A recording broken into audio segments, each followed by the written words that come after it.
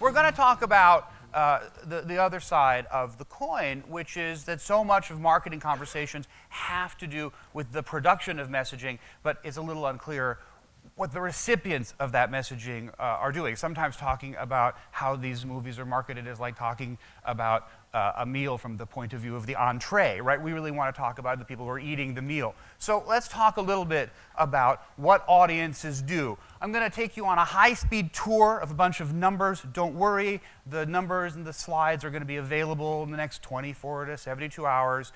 So don't worry about that. I'm going to talk about audiences today, how we can try to get inside of their heads, which is very hard. And then I'm going to leave you with a few ideas about audiences in the future. So I want to start with the idea that we're in the middle of a paradigm shift. And for those of you who don't know, paradigm shift came from Thomas Kuhn's book, The Structure of Scientific Revolution. And we use the term blithely, but what it actually means is that you start thinking in new ways before you realize that you're thinking in new ways. Right, the paradigm shift happens, and you can only ever see it in the rearview mirror. So take my wife Kathy as a point. What we have with her is in 2009, she got her first iPhone. She didn't like it. She wanted to return it. She was going to use all of those features. And today, you will pry the iPhone from her cold, dead hand. If there was a choice between pulling the iPhone out of a fire and pulling me out of a fire, it really would depend on how recently she had backed it up. Okay.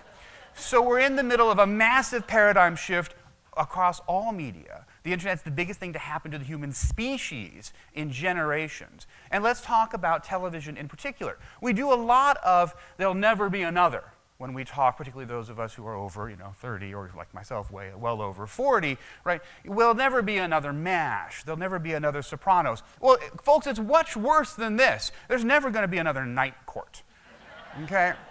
Right?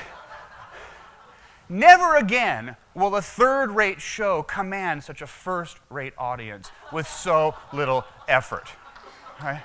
So let's look at this. The show was on for 8 years, right? 8 years. For 2 of those years, it was number 7, right? Why was it number 7? Because it was sandwiched between Cheers and LA Law, and earlier Cheers and Hill Street Blues, right? When it left the air, it was the number 46 show for the series finale. 25 million people watched it. Let's look at the Nielsen numbers. The guy at Nielsen had to actually go to a drawer and find paper to get these numbers for me. So thank you to my friends at Nielsen. But look at this. If you look at the share, right, at its peak, which was in the 86-87 season, which again is that whole when must-see TV is as designed by Himmler, you will watch this program, right? 38 share. Right, nearly 40% of the people watching television at that moment were watching Night Court. By the time the show left the air, it was number 46, and it had a 20 share. 1 in 5 people who were watching television at that moment were watching Night Court. Now, how does TV today compare? Let's look at the number 1 show. Let's go back 50 years. Gunsmoke, staggering, 62% of the audience. Marcus Welby, 10 years later, 52%, stayed there through the Who Shot JR years. Is it weird that Dallas is back, by the way? Right. Larry Hagman, who looks like he's being wheeled out like Hannibal Lecter. It's just astonishing. Right. Cheers, significant drop. Survivor, 27. But look, American Idol, last year's number 1 show, a mere 3 percentage points better than the number 46 show when Night Court went off the air. Go to the number 5 show. The Real McCoy is at 43%, staggering, losing virtually 60+% of its audience by the time we get to Dancing with the Stars last year. The number 10 show, this is when you should start to feel cold, and not just because the air conditioning's on in this room, from the Jack Benny show with 42% down to Body of Proof with 12%. 12%. That's like half a Night Court, okay? What we're seeing is an astonishing change. Jake mentioned on stage just a few minutes ago that the average entertainment consumer is profoundly impulse-driven. Well, they have a whole lot more impulses surrounding them. They're like my 7-year-old son in a candy store. This is from my friends at Simulmedia, and what you see here is that broadcast, which is to say mass culture, which is to say the things that everybody knows about, is shrinking, going from 45% in 1984 down to, We're looking at 25% now, right? At the same time, cable is blossoming, but there are an infinite number of cable channels versus, just a handful of broadcast channels. What's driving all of this is the digital storm, the digital revolution. What we are seeing is that we used to have this, and we had this, and today some people still have this, but now we have this. We have so many things that we can do as consumers. You're all marketers, but you're also all entertainment consumers.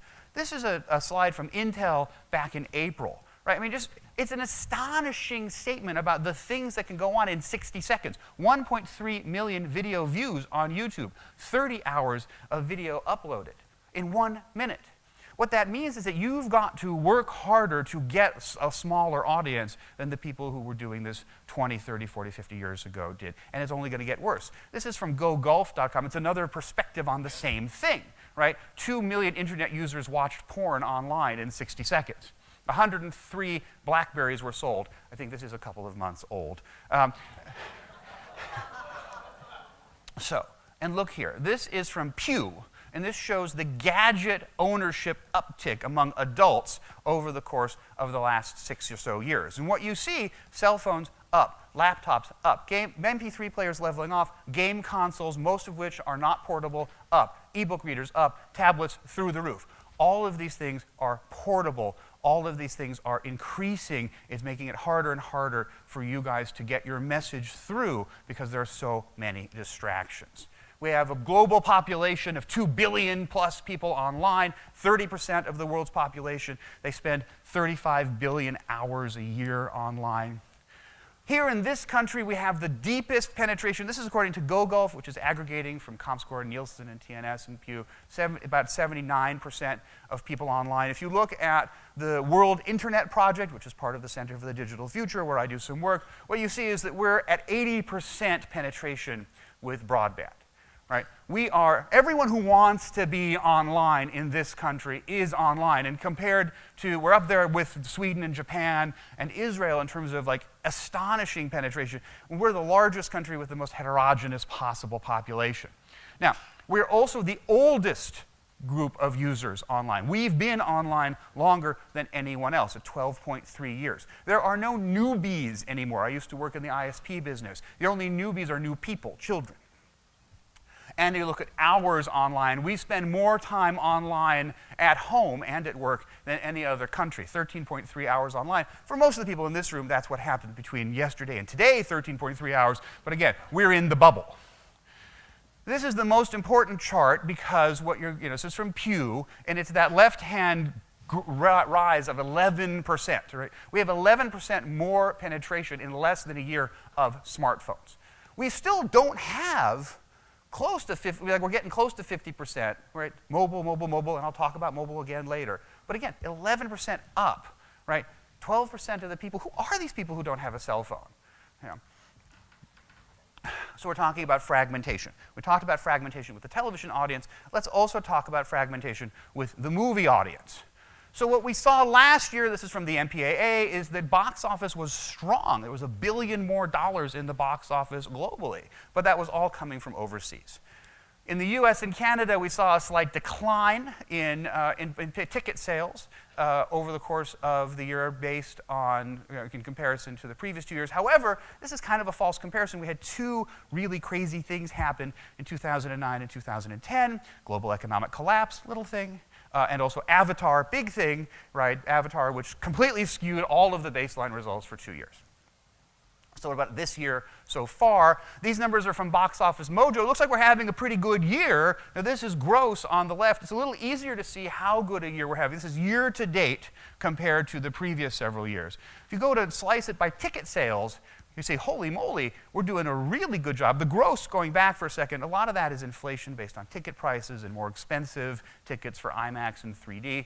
Here, when you're talking about butts in seats, what audiences do, which is my concern, then you see that we're doing really, really well, right? Better than the last 2 years, neck and neck with 2009. And that's because of the Avengers. Right? In this country, massive, incredible opening weekend, record-breaking, still going strong in the face of Prometheus and Brave. My 7-year-old son and I saw it twice. We loved it so much. So this is slicing the whole year to date. But because so many of the movies are still in play, it's actually really hard to make sense of the audience degradation from number 1 to number 10. So let's go back to 2011. What we see is Harry Potter, the last Harry Potter movie, nearly 50 million people, astonishing slight decline by the time we get to Transformers, more aggressive decline for Twilight. By the time you get down to Thor, which is a terrific flick, you've lost more than 50% of the people who are going to the movies. That impulse that Jake mentioned is not actually being jumped upon. By the time you get to Alvin and the Chipmunks, Chipwrecked, which, by the way, was a crazily weird and wonderful movie, like the monkey's head. I mean, like, it's really bizarre, and I recommend it to all of you. It may be too good for the kids. But by the time you got to it, with ticket sales, 65% loss of audience. And by the way, I don't love my children enough to have taken them to see this. The number 50 movie, Justin Bieber, 81%. And there were 551 more movies released, obviously most of them not by major studios. But what you're seeing is that there's incredible fragmentation after about the top 10 movies in any given year. That's today. Right. What's happening today is we're seeing fragmentation, we're seeing incredible impulse control problems on the part of your audiences. We're seeing audiences who are as able to do things themselves as they are to consume the things that you're doing. And you're seeing a lot of the crazy behavior happening with audience production, right?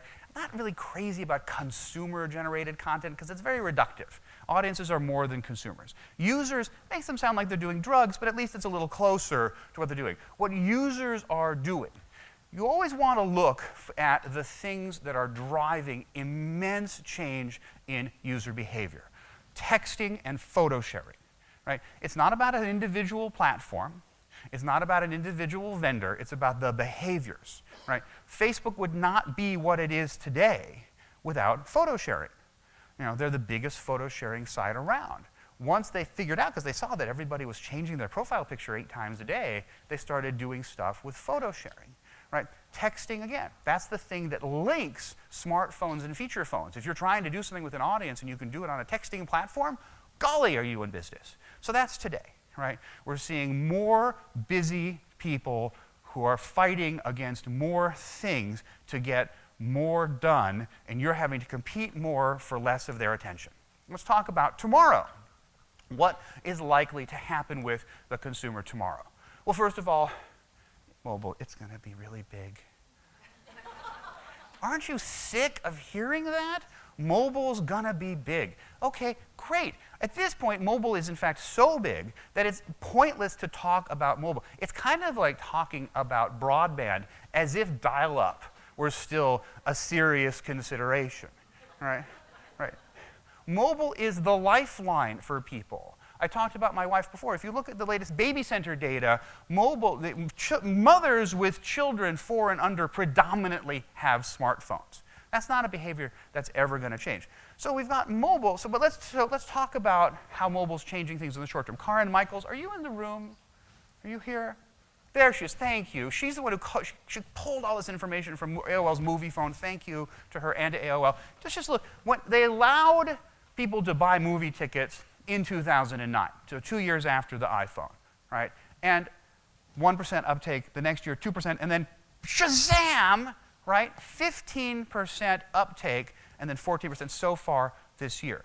What does this mean? What it means is if you make capabilities available to people and you make them drop dead simple, they will use them, right? So mobile, that's what mobile does. It, to quote my friend Ty Braswell, it shortens the distance between passion and purchase. But there are so many different kinds of mobile. This is my son wearing a mustache. How many mobiles are there? We've got mobile apps, we've got the mobile web, we've got tablets. Laptops are mobile. We have an extraordinary preponderance of them, and it's so hard to have a coherent conversation. So I want to propose that there really are 2 different kinds of mobile that you should be thinking about. There's proximity, and there's portability. Right? Portability, let's start there. Portability, is this the next slide? Is the iPad. Portability is Apple. It's the stuff, you bringing your stuff with you. And by the way, Apple, the thing about Apple is that they're astonishingly good at this, at giving you what you want and control over what you want. But it's not an accident that it's called the iPod, the iPad, the iCloud, because they're not good at social, right? They're not good at linking people together. And that, I think, is where most of the real juice that's happening with audiences today is going to come from. So portability is demand satisfaction. It's stuff I already know, stuff I already have, stuff I already want. And my friend Peter Stugard, who's going to talk to you later on, is exquisitely smart at figuring out how to get people more of what they want. On the other side, we have what's going on with Google and Project Glass. This is just an example, but this is the wearable interface, the heads-up display. We've all seen people with their phones and that awkward thing that you do when you're using the Yelp monocle, right? What you've seen with display technology is it's gone from being on your desk to in your lap to either up on your chest with the tablet or on your phone here, getting closer and closer and closer, and now it's on your face, right? This is portability. This is where your opportunities as marketers for demand generation are really going to exist. So here's my big prediction for the day. I love the iPad, right? Transformative device. I've seen people all over the world on subways in Tokyo, you know, on subways in New York, on every conceivable kind of airplane using their iPads.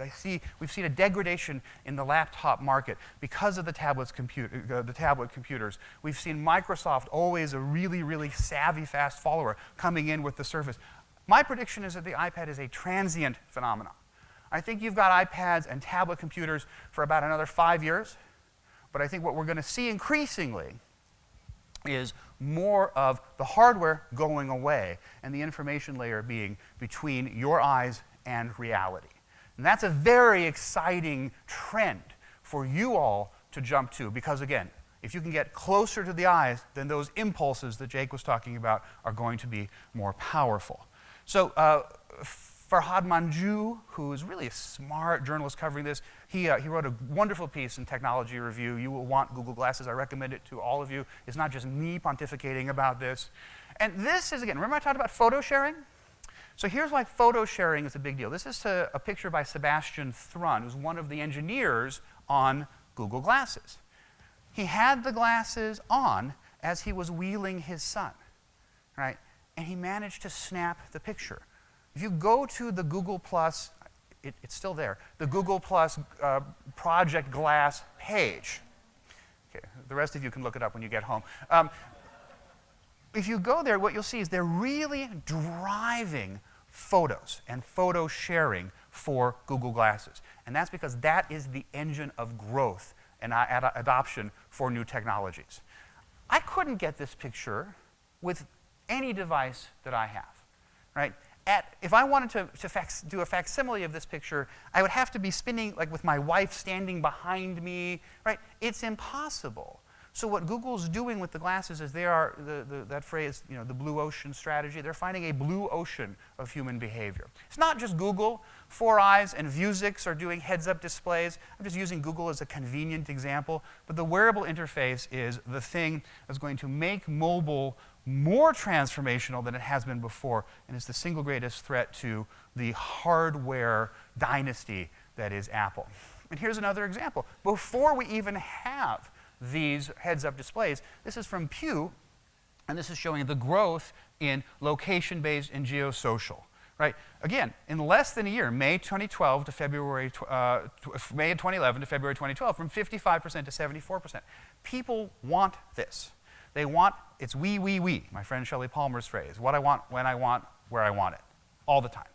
And the closer you can get to it. And as marketers, the more that you can interject what you're trying to teach them about the wonderful products that you create, the better. Let's talk about the battle for the living room, because there's one other contender that I think we're not paying enough attention to, and that's Microsoft with Xbox, right? They're like Pac-Man. They are grabbing every conceivable stream of content, and they're putting it into that machine. It's amazing. right? They've got Netflix, they've got Vudu, they've got Amazon Video on Demand, right? They have Connect, they have your cable box, right? You don't need to go anywhere else. It's really, and now they have integration with the Windows Phone. So if the big opposition is you've got Google with the information layer versus Apple, right? That's what it seems to be, particularly because we've got iOS and Android. I actually think it's Google with its information layer versus making the living room the destination of choice, and that's where Microsoft and Xbox really shine. So here's the thing that I want to leave you with. Right? A lot of data presentations, they don't give you a rudder to steer by. So here's the rudder. Everything that can be digital will be digital. Don't rely on anything not going away if it can be disintermediated, right? Just look at Amazon and what it did to Borders. So what that means is you really want to focus a lot of your attention on, as marketers, as humans, as people working on storytelling, right? And storytelling ultimately, although a lot of it has changed, a lot of it is the same as it was thousands of years ago. It's people around a campfire. Right? So you want to focus your attention on the things that cannot be digitized. And I believe that the thing that cannot be digitized is people being around each other. Right? This is from 1949. That's not the last time there was a campfire. This is from 2010. All right? So what you're seeing is that the amygdala at the back of the brain, there's a lot of hardware between our ears that is actually activated by the presence of other people. That's one of the reasons why you're all here in this room today, right? Because the presence of other people is still the fastest bandwidth connection that you're ever going to have. So as marketers, if you pay increasing attention to what your audiences are doing with each other, and you put them into situations where they're going to be together, I think you're going to win, and I think you're not going to have to worry about fragmentation. Thank you very much.